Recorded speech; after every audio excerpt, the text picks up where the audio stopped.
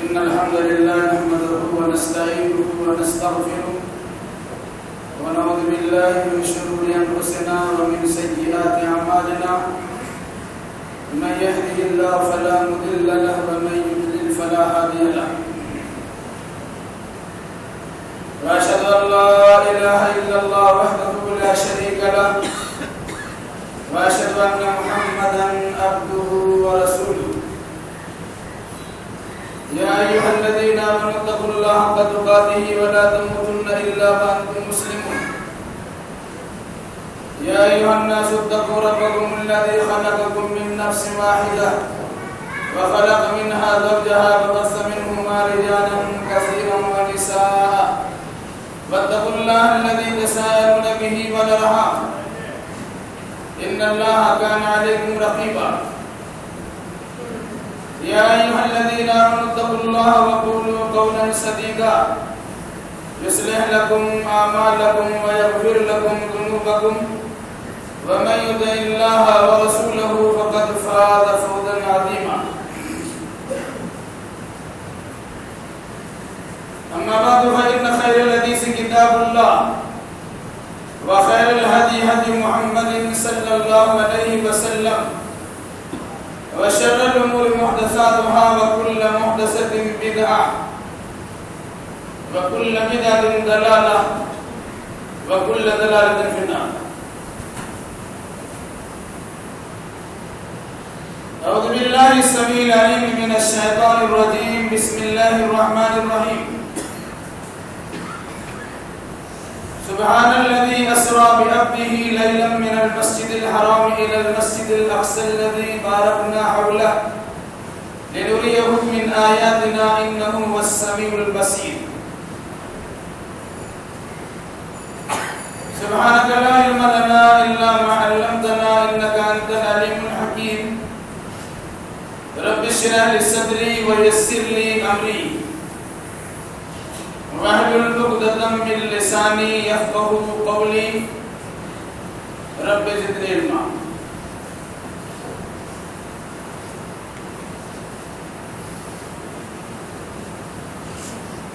ہر طرح کی تعریف لائق و سزاوار ہے اس وحدہ لا شریک احکم الحاکمین کے لیے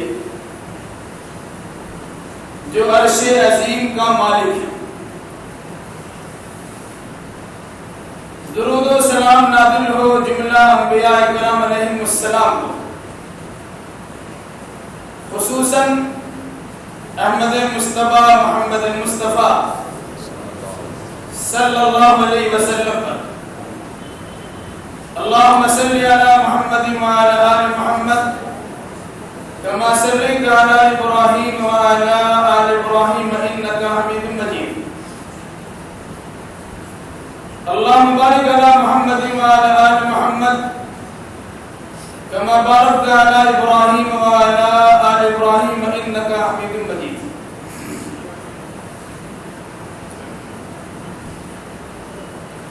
بزرگوں، نوجوان ساتھیوں، پردہ نشین ماں اور بہنوں،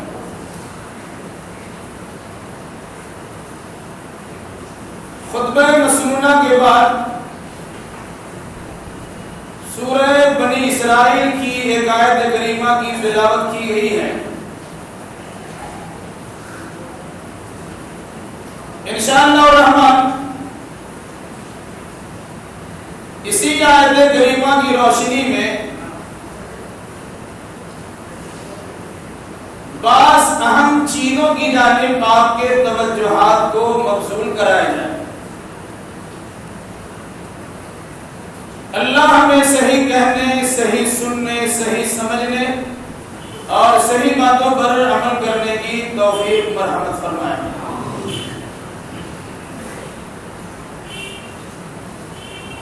گزشتہ 7 ہفتوں میں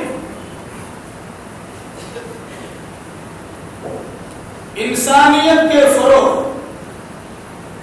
اور پرامن معاشرے کی تشکیل میں ائمہ مساجد کے کردار اور ان کے حقوق سے متعلق تفصیلی باتیں آپ نے سماعت کی.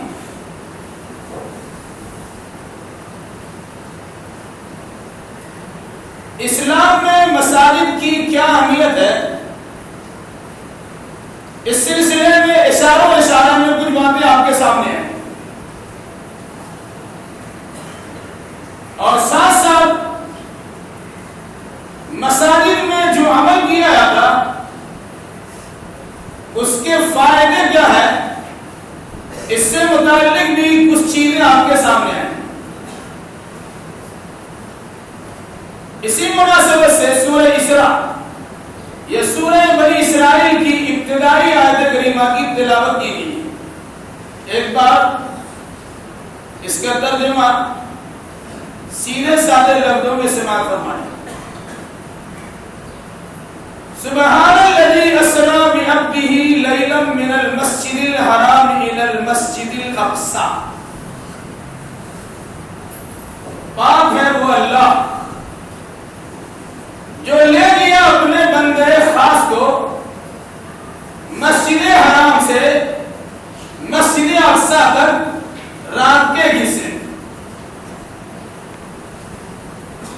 الذی بارکنا حولہ، جس مسجد اقصی کے ارد گرد میں اللہ نے برکتیں رکھی۔ لنریہ من آیاتنا، تاکہ ہم اپنے بندے خاص محمد الرسول اللہ صلی اللہ علیہ وسلم کو اپنی بعض نشانیوں کا مشاہدہ کریں۔ انہ هو السمیع البصیر، یقیناً اللہ بہت سننے والا اور بہت دیکھنے والا ہے۔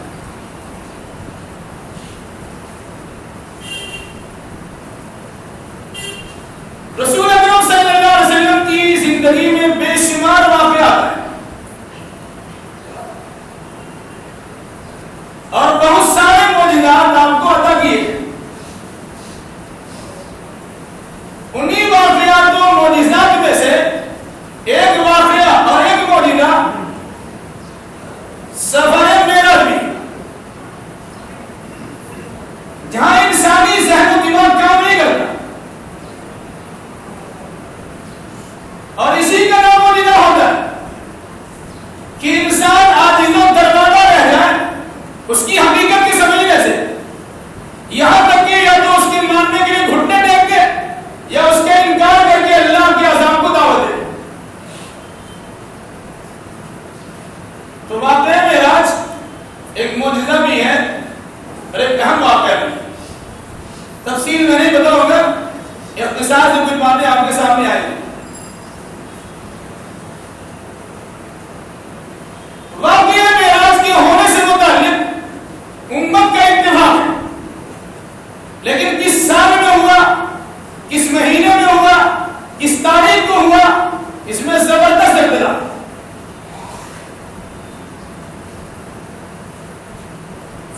سال کا، مہینے کا اور تاریخ کا یہ اختلاف بتاتا ہے کہ اللہ کے نبی صلی اللہ علیہ وسلم، صحابہ کرام، تابعین نظام، تبع تابعین کرام کے زمانے میں شب معراج کے منانے کا کوئی تصور نہیں تھا، ورنہ تاریخ میں نہ اختلاف ہوتا، نہ مہینے کا اختلاف ہوتا اور نہ سال کا اختلاف۔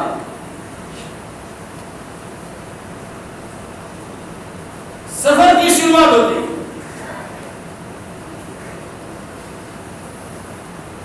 آپ کو گھر سے لایا گیا اور دنیا کی سب سے بہتر مسجد میں رکھا گیا۔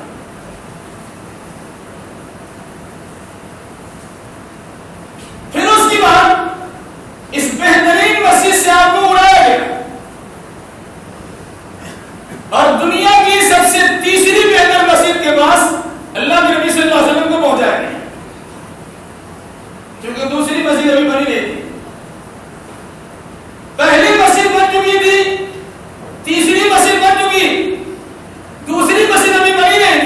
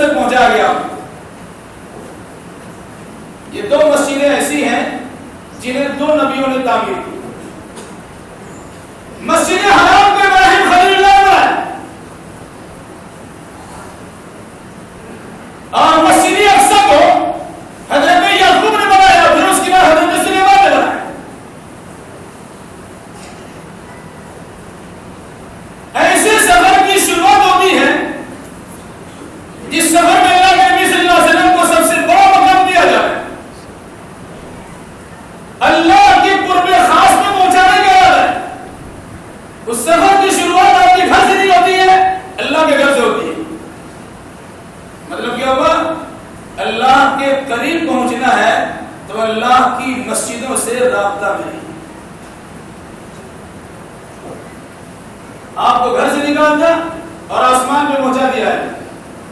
اللہ کچھ بھی کر سکتا ہے. لیکن گھر سے اٹھا کے لایا گیا. آپ سوئے ہوئے تھے انہیں جگا گیا, لایا گیا. ابھی نیند اور جاگنے کے اندر ہی آپ تھے, غنوم کی تاریخ تھی, آپ کو وہاں سے لایا گیا اور مسجد حرام میں رکھا گیا. واقعات کی تفصیلات آپ کو معلوم ہوں. وہاں پر آپ کا سینہ چاک کیا گیا, آپ کا دل نکالا گیا, زمزم کی پانی سے اس کو دھلا گیا, پھر جہاں آپ کا دل تھا وہیں رکھا گیا اور پھر اس کی سرجری کرنے کی صلاح کر دی. اور پھر وہاں سے آپ کے سفر کی شروعات ہوئی تو پہنچا دیا کہاں؟ مسجد اقصی.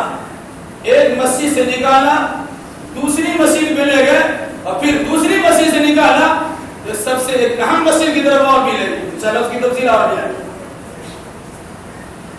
بتانا مقصد یہ ہے کہ اسلام میں مسجدوں کا معاملہ, اگر کوئی انسان اللہ کی قربت چاہتا ہے, اللہ کی نزدیکی چاہتا ہے, اللہ کا محبوب بندہ بننا چاہتا ہے, وہ مسجد سے دور رہ کر کے اللہ کے قریب کبھی نہیں بن سکتا.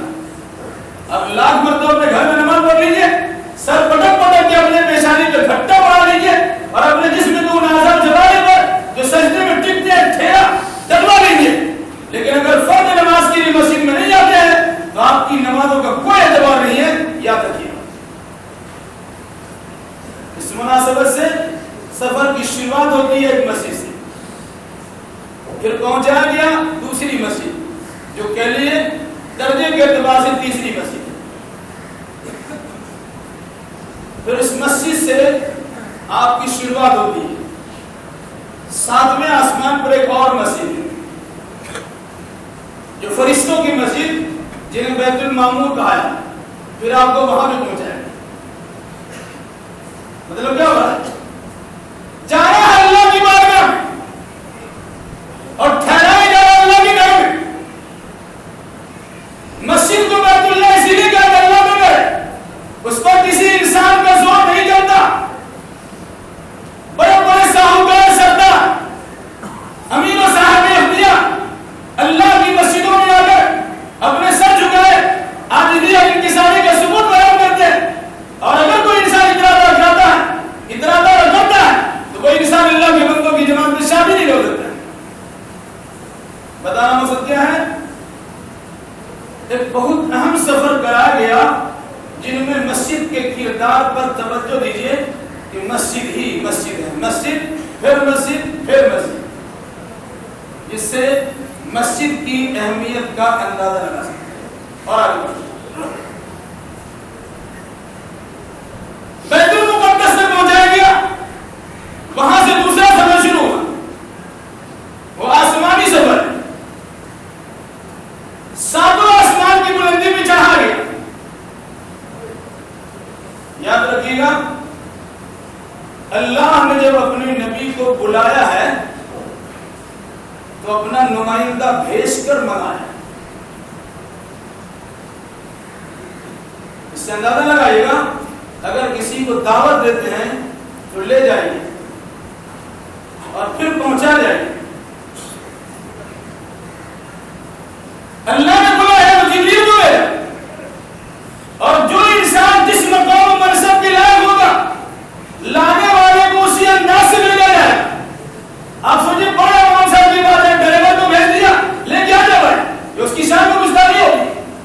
اگر بات اس کی چاہت رکھتے ہیں اور دل سے تمہیں احترام کرتے ہیں, آپ خود جائیے یا اپنے گھر کے کسی احترام انسان کو بھیجیے, تب اس کی تعلیم و تکلیف ہوتی ہے. یہ واقعہ سفر معراج نے ہمیں درس دیا. اللہ نے اللہ کے رسول کو بلایا, رسولوں کے سردار کو بلایا ہے, تو فرشتوں کے سردار کو بھیجا ہے. فرشتوں کے سردار جبریل امین ہے, آپ لے کے آئیے. پھر آپ کی شان نشان گاڑی کا بھی اہتمام کیا گیا, کہنے کی زبردست سواری کا اہتمام کیا گیا. آج دعوت دے دیا ٹیکسی پکڑ لی آ جائیے گا, ٹرام پکڑ لی بس پکڑ لی آ جائیے گا, نہیں. آپ کی شام کے بعد سواری کی بھی بندوبست کیا گیا. قرآن جیسی سواری رکھی گئی. جو در آخری میں پیغام ہے کہ اگر کوئی انسان کسی کی تعلیم و تقریب پر جا رہا ہے تو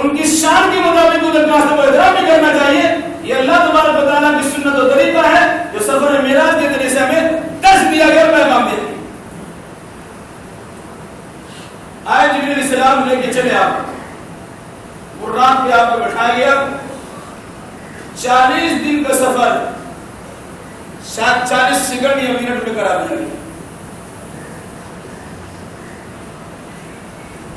وہاں آپ تھوڑی دیر رکے، ہلکا پھلکا آپ کی میزبانی بھی کی، پانی بھی پیش کیا گیا، دودھ بھی پیش کیا گیا، شہد بھی پیش کیا گیا، شراب بھی پیش کیا گیا۔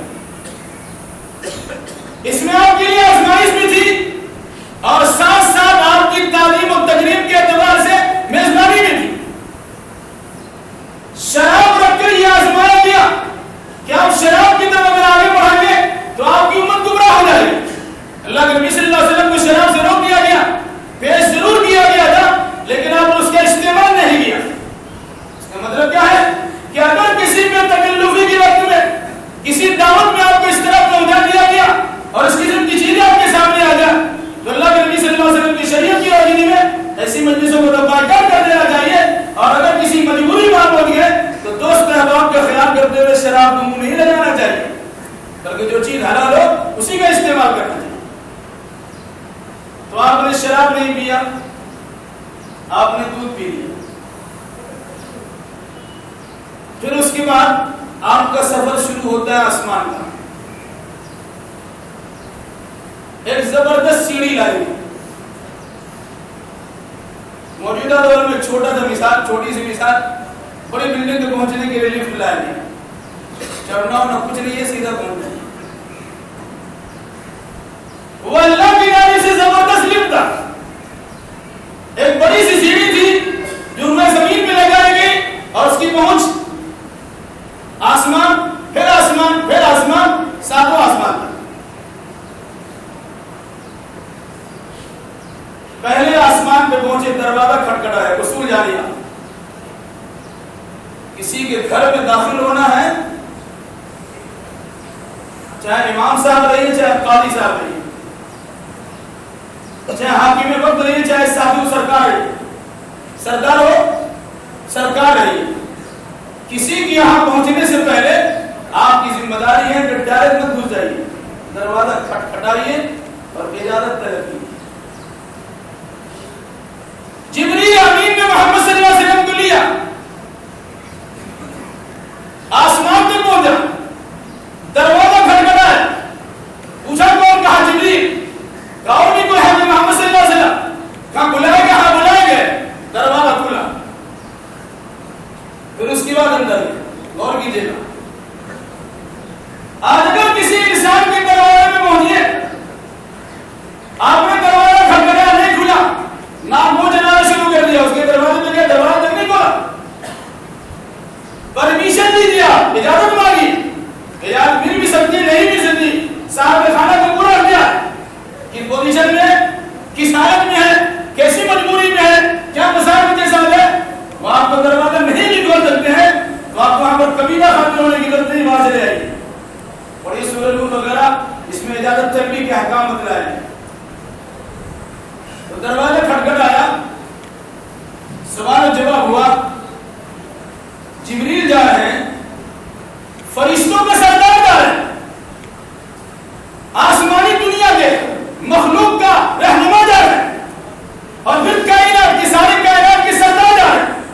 اس کے باوجود اللہ کے نبی صلی اللہ علیہ وسلم کے ساتھ ہوتے ہوئے جبریل نے دروازہ کھٹکھٹایا ہے، اپنا گھر سمجھ کے ویسے داخل نہیں ہوئے۔ اس کا مطلب کیا ہے؟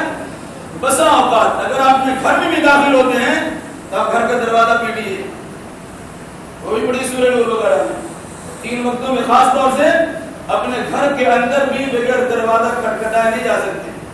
آپ کا بیٹا سو رہا ہو، کہ آپ کی بیٹی سو رہی ہو، کہ آپ کا باپ سو رہا ہو، کہ آپ کی ماں سو رہی ہو، آپ کی بہن سو رہی ہو، کہ آپ کا بھائی سو رہا ہو، اس کی پرواہ نہیں ہے۔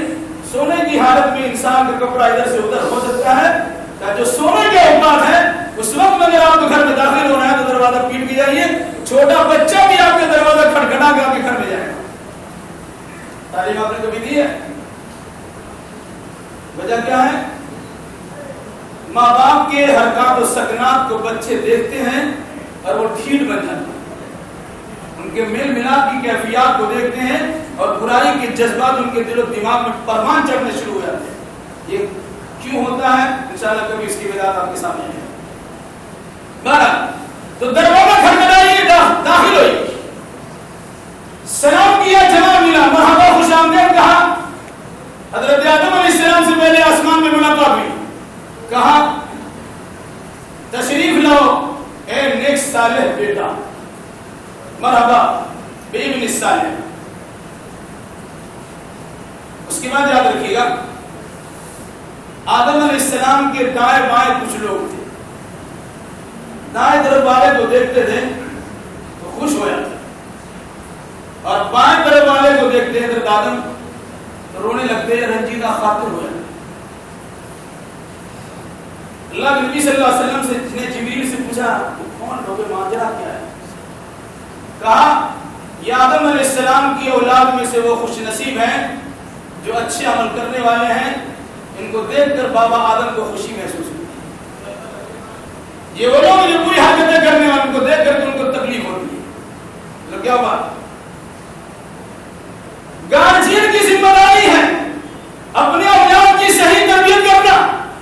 اگر آپ کی اولاد آپ کی صحیح انداز میں تربیت سے فائدہ اٹھا کر صحیح عقیدہ عمل کرنا شروع کر دے تو آپ ان سے خوش بھی ہونا چاہیے، اس کی سراہنا بھی کرنی چاہیے۔ اور اگر کوئی بچہ ہے بچی آپ کی نااہل بن جائے تو اس سے آپ کو تکلیف بھی ہونی چاہیے۔ لیکن آج ہمارا حال کیا ہے، دیندار بیٹا مسیح آتے تو آپ کو نام بوجھ چلانا شروع کرتے ہیں، اور جب بچے آپ کے ڈسکو پہنچتے ہیں تو اس کو خوشیاں محسوس کرتے ہیں۔ یہ سفر معراج کے پیغامات ہیں، یاد رکھیے اور آگے بڑھیں۔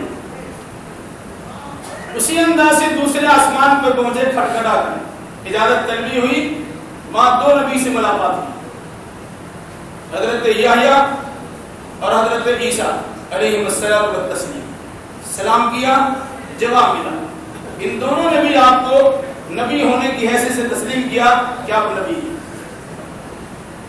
تیسرے آسمان پہ گئے، وہی انداز تھا، وہاں حضرت یوسف علیہ السلام سے ملاقات ہوئی، سلام کیا، انہوں نے جواب دیا، مرحبا، خوش آمدید کہا، آپ کے نبی ہونے کے اقرار کیا۔ چوتھی آسمان میں گئے، وہی انداز تھا، ادریس علیہ السلام سے ملاقات ہوئی، سلام و کرام کے بعد انہوں نے بھی آپ کو نبی ہونے کی حیثیت سے تسلیم کیا۔ پھر آگے بڑھے، پانچویں آسمان میں پہنچے، وہاں حضرت ہارون علیہ السلام سے ملاقات ہوئی، ان سے بھی سلام کلام کے بعد انہوں نے بھی آپ کو نبی تسلیم کیا۔ پھر آگے بڑھے، چھٹے آسمان پر ابراہیم حضرت موسیٰ علیہ السلام سے ملاقات ہوئی، ان سے بھی سلام کلام کے بعد انہوں نے کہا مرحبا، خوش آمدید اے میرے نیک صالح بھائی۔ پھر نبی ہونے کا انہوں نے اقرار کیا۔ ساتویں آسمان پہ پہنچے، ابراہیم خلیل اللہ سے ملاقات ہوئی، انہوں نے جب ان کو سلام کیا گیا انہوں نے جواب دیا اور انہوں نے کہا مرحبا، خوش آمدید اے میرا نیک بیٹا، تم پر سلامتی ہو۔ اس طرح کی جملے انہوں نے کہا۔ آدم علیہ السلام نے اور ابراہیم علیہ السلام نے اللہ کے نبی صلی اللہ علیہ وسلم کو بیٹا کہا، اور باقی سارے نبیوں نے اللہ کے نبی صلی اللہ علیہ وسلم کو بھائی کہا۔ باپ نے بھی آپ کو نبی تسلیم کیا اور بھائی نے بھی آپ کو نبی تسلیم کیا۔ مطلب کیا ہوگا، اگر کسی کا بیٹا اس لائق ہو تو باپ یہ نہ سمجھے کہ ہم بڑا ہے، باپ ہے، بیٹے کی صحیح بات نہیں مانیں گے۔ آدم و ابراہیم نے یہ تاثر دیا ہے کہ بیٹا بھی آپ کا بڑا بن سکتا ہے، تمہیں بڑا مانیے۔ اور اگر بھائی آپ ہیں اور اللہ کے فضل و کرم سے آپ کا بھائی بڑا عہدے میں پہنچ گیا تو اسے ترچھی نگاہ سے نہ دیکھیے اور حاسدانہ نگاہ سے مت دیکھیے، بلکہ آپ بھی اس کی سراہنا کیجیے اور وہ تسلیم کر لیجیے کہ واقعی اس عہدے کے لائق وہ انسان ہے۔ حضرت یوسف علیہ السلام، ادریس علیہ السلام، موسیٰ علیہ السلام، ہارون علیہ السلام اور یحییٰ عیسیٰ علیہ السلام نے بھائی ہونے کی حیثیت سے اللہ کے نبی صلی اللہ علیہ وسلم کو نبی تسلیم کیا۔ یہ پیغام آپ کو آگے بڑھ رہے ہیں۔ ساتویں آسمان پہ جب ملاقات ہوئی تو وہاں ایک مسجد اور دکھائی، وہ مسجد سے ٹیک لگا ہے، وہ انسان بیٹھا ہوا تھا جس نے روئے زمین کی سب سے بہترین مسجد بنائی۔ مکہ المکرمہ میں کعبۃ اللہ جس انسان نے بنایا تھا، اللہ نے اس کو مقام پر سب یہ دیا کہ اسی کعبہ کے بالکل سیدھ میں ساتواں آسمان کے اوپر بیت المعمور تعمیر کرایا جو فرشتوں کی مسجد ہے، اور فرشتوں کی مسجد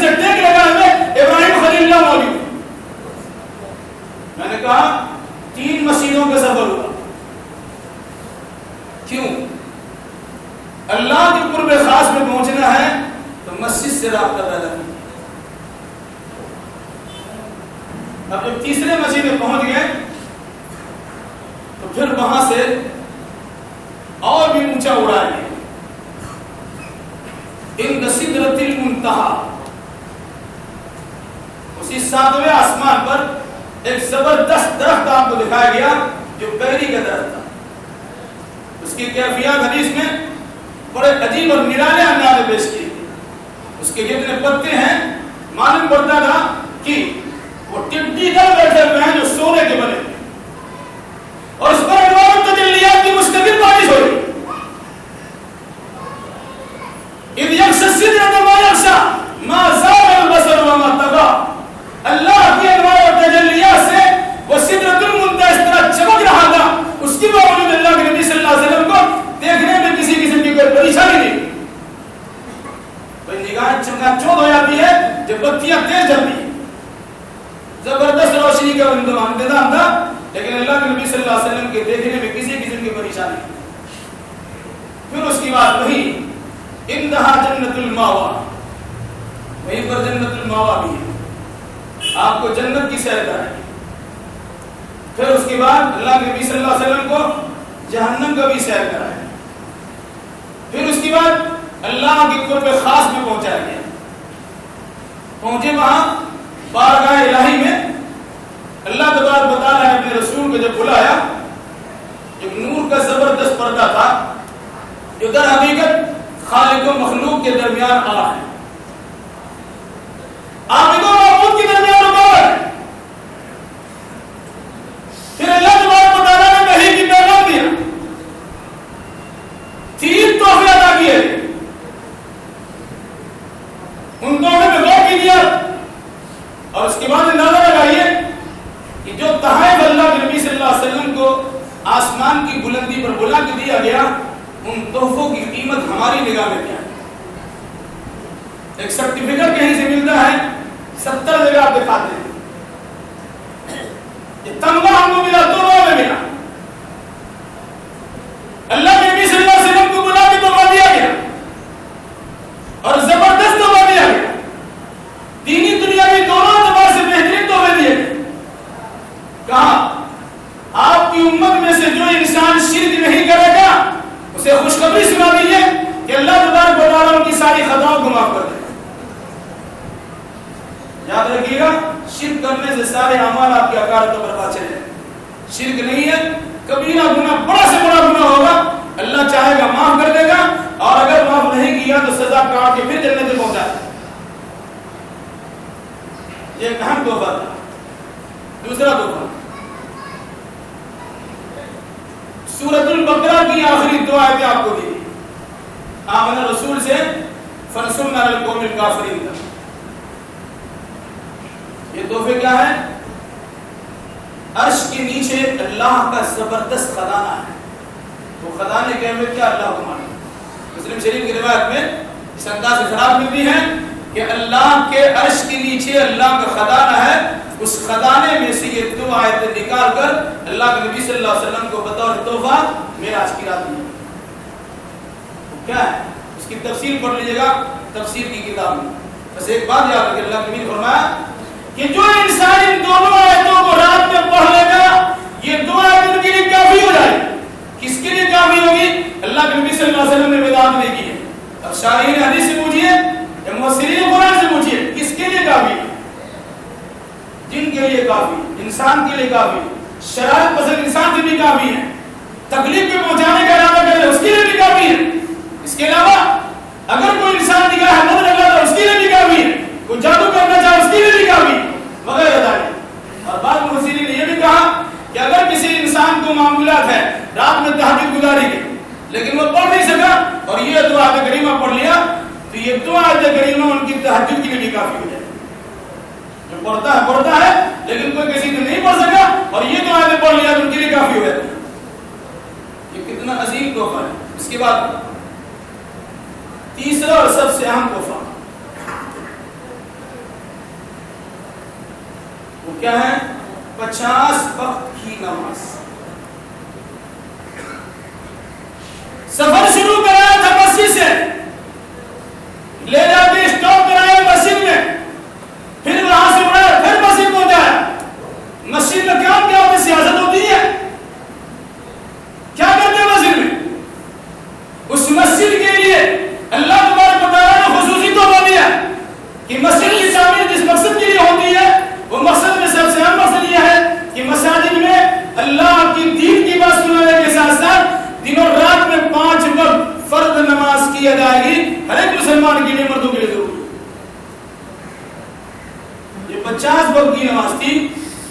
اللہ کے نبی صلی اللہ علیہ وسلم نے موسیٰ علیہ السلام کے مشورے پر اللہ کی بارگاہ میں بار بار پہنچ کر کم کروایا تو 5 وقت کی نماز رہ گئی. یہاں پر ٹھہر کے بات سوچے کیا 50 وقت کی نماز اللہ نے فرض کیا. قربان جائیے اللہ کے نبی صلی اللہ علیہ وسلم پر اور ساتھ ساتھ احسان مانیے شکر ادا کیجیے موسیٰ علیہ السلام کا کہ ان کے مشورے پر اللہ کے نبی صلی اللہ علیہ وسلم بار بار گئے, کم از کم 5 بار گئے تو اللہ تبارک و تعالیٰ سے کم کروایا, 50 کے 5 کروا لیے. پھر بھی موسیٰ علیہ السلام نے کہا میں اپنی قوم کا تجربہ کر چکا ہوں, میں 2 وقت کی نماز نہیں پڑھا پاتا, 5 وقت کی نماز کیسے پڑھا اور کم کرائیے. یاد رکھیے گا اللہ کے نبی صلی اللہ علیہ وسلم کو اطلاع. موسیٰ علیہ السلام نے بڑا اصرار کیا کم کروا لیجیے. اللہ کے نبی صلی اللہ علیہ وسلم نے کہا نہیں, مجھے اب شرم آتی ہے اللہ کی بارگاہ میں جانے. 50 کو اللہ نے 5 کر دیا اور بھی کم کرا, شرم آتی, جانے کی ہمت نہیں ہوتی. ایک تو اللہ کی بارگاہ پہنچنے میں شرم آتی, اور دوسری بات اللہ کے نبی صلی اللہ علیہ وسلم نے ہم جیسی امت پر اعتماد کیا تھا کہ میری امت کے افراد کم از کم 5 وقت کی نماز تو پڑھ لے گی. نبی کے معراج کے واقعات کو منانے والے اور رات کو شب معراج تصور کر کے عبادتوں کے الٹی پلٹی حرکتیں کرنے والے اور معراج کے تصور کو قائم کرتے ہوئے 27 دن کو روزہ رکھنے والے, ہزار روزہ رکھنے والے. کبھی آپ نے غور کیا کہ اللہ کے نبی صلی اللہ علیہ وسلم نے آپ پر اعتماد کیا تھا کہ آپ 5 وقت کی نماز پڑھیں. فرض نماز کی توفیق نہیں ملتی ہے اور بدعت و خرافات میں مشتمل حرکتیں کرنے کا جذبہ عمر کے جلا ہے. یہ نماز پڑھیے اور وہ نماز پڑھیے اور ایسی حرکتیں کیجیے اور ویسی حرکتیں کیجیے اور پھر دن میں روزہ رکھیے 1000 روزہ. کیا مطلب ہے آپ کا؟ غور کرنے کی ضرورت ہے. 50 وقت کی نماز دیا تھا, 5 کرایا, امت پر وشواس کیا تھا. اب امتوں کا حال یہ ہے کہ ہم نے اپنے نبی کے وشواس کو توڑ دیا. ورنہ آج جس وقت میں اللہ کے نبی کو معراج کرایا گیا تھا اور جس وقت میں وہ نماز دی گئی تھی وہ سب سے اہم نماز کا وقت تھا, اور فجر سے تھوڑی دیر پہلے کا وقت تھا. اس میں خاص طور سے آپ کہہ سکتے ہیں کہ فجر کی نماز شامل ہے. بڑے بڑے حاجی حضرات, نمازی حضرات فجر بول ایسا محسوس ہوتا ہے کہ اللہ نے 4 وقت کی نماز فرض کیا تھا. اللہ کے نبی صلی اللہ علیہ وسلم نے 5 کروایا اور امت کی زندگی, امت کے مقام میں کہ اللہ کے رسول سے بڑھ کے ہو گئے. اللہ کے رسول سے بڑھ کے کیا کہ 5 پڑھنے کی ضرورت نہیں, 4 پڑھوں گے کافی. میں زبان سے کوئی نہیں کہتا لیکن ہم نے طرف سے یہ کہتا ہے 4 وقت کی نماز پڑھیں گے, مسجدیں خالی پڑیں گی. بہانہ کیا ہے؟ آذان نہیں سنتی. بہانہ کیا ہے؟ اس مسجد میں نماز نہیں ہوتی. بہانہ کیا ہے؟ امام صحیح نہیں ہے. یہ نفس کو موٹا کرنے والی بات ہے. اگر یہ بہانہ درست ہے تو اپنے علاقے میں مسجدیں بنائیے یا اپنا گھر مسجد کے قریب لے جائیے جہاں فجر کی نماز پڑھنے کے لیے کم سے کم توفیق تو مل سکے اور وہاں پہنچ کر اس اہم نماز کے لائق تو کر سکیں. مگر نہیں, یہ تو دل تو نفاق سے بھرا ہوا ہے, تعصب عصبیت کی بیماری اس میں پڑی ہوئی ہے. کہاں سے لائیں گے وہ چیز؟ میرے بھائیوں, بات تلخ ہو جائے تو اللہ کے واسطے معاف کرنا. بتانا یہ تھا کہ اللہ کے نبی صلی اللہ علیہ وسلم کو سفر معراج کرایا گیا, 50 وقت کے تحفے دیے. پھر وہاں سے آپ کی واپسی ہوئی. شروع دیکھیے اور آخر دیکھیے اور بات ختم ہوئی. سبحان الذی اسری بعبدہ, اپنے بندے کو اللہ رات کے حصے میں مسجد حرام سے مسجد اقصی لے گیا. پھر اس کے بعد مسجد اقصی سے 7واں آسمان کی بلندی پر پہنچا ہے, بلکہ سدرۃ المنتہا تک لے, بلکہ اس سے اور بھی اونچا لے, اتنا دور پہنچا دیا جہاں کاتب تقدیر اللہ کی جانب سے متعین و مقرر کردہ تقدیر و قسمت کے لکھنے والے فرشتے لکھ رہے تھے اور ان کے قلم کے چلنے کی سرسراہٹ میں اللہ کے نبی صلی اللہ علیہ وسلم گزرائے. اتنا قریب اللہ کی پہنچائے. لیکن اس کے باوجود قرآن کیا کہتا ہے؟ فَأَوْحَى إِلَىٰ عَبْدِهِ مَا أَوْحَى, تو اللہ نے اپنے بندے خاص پہ جو کچھ وحی کرنا چاہا وحی کر دیا. مطلب کیا ہے؟ اس روئے زمین پر بھی آپ کو اللہ نے بندہ کہا اور اللہ تبارک و تعالیٰ 7واں آسمان کی بلندی بھی پہنچا دیا, تب بھی اللہ نے آپ کو بندہ ہی کہا. مطلب کیا ہوگا؟ کوئی انسان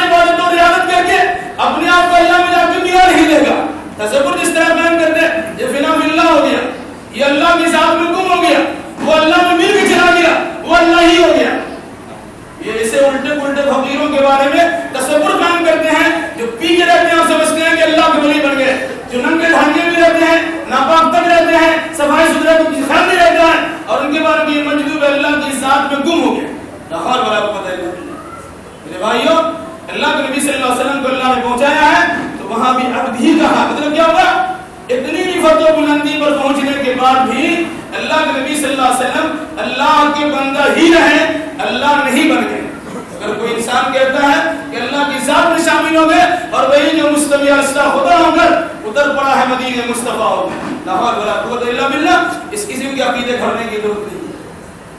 بتانا مقصد کیا تھا کہ اللہ کی قربت اللہ کی مسجدوں سے نماز کے ذریعے سے حاصل کی جاتی. جب انسان نماز پڑھتا ہے اس کی پہنچ اونچی ہو جاتی. نبی کی شان یہ بتلائے گئے کہ ان کو معراج کرا کر اللہ کے قریب پہنچایا گیا، اور امت کی پہچان یہ بتلائی گئی کہ انسان جب پیشانی زمین پر رگڑتا ہے اس کی پہنچ اللہ کی بارگاہ میں ہوتی ہے. کانو ادنا جربا، سجدہ کرنے والا انسان اپنے رب سے چپکے بات کرتا ہے، سرگوشی کرتا ہے. اگر آپ بھی معراج کرنا چاہتے ہیں تو ہر وقت بھی معراج کر سکتے ہیں. سجدے میں جائیے اور اللہ کی بارگاہ پہنچ جائیے. کون چاہتا ہے معراج نہ ہونا؟ لیکن افسوس کی بات یہ ہے کہ تمنائیں تو بے شمار ہیں، آرزو کی زندگی تو گزارتے ہیں، خواہشات زبردست ہے، لمبی ہے، لیکن جو طریقے بتلائے گئے، جو صورتحال دکھلائے گئے، جو طریقے کار سکھلائے گئے، ہم اس کو کرنے کے لیے تیار نہیں رہتے اور سمجھتے کہ اللہ کے بندے خاص بن جائیں.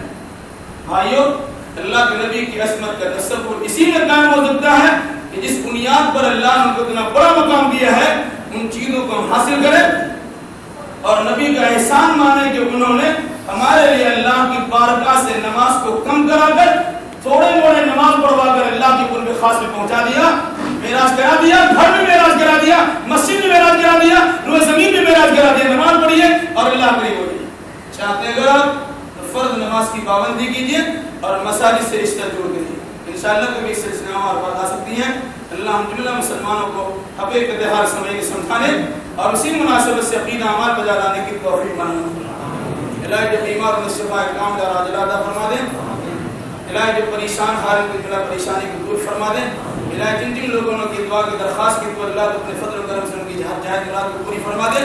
جب تک ہمیں زندہ رکھ کتاب اللہ اور سنت رسول اللہ پر عمل کرتے زندہ رکھ، اور جو ہمارا خاتمہ ہو انہی دونوں کی تربیت ارشاد کرتے ہمارا خاتمہ ہو. اقول قولی هذا واستغفر الله لي ولكم ولسائر المسلمين واخر دعوانا الحمد لله.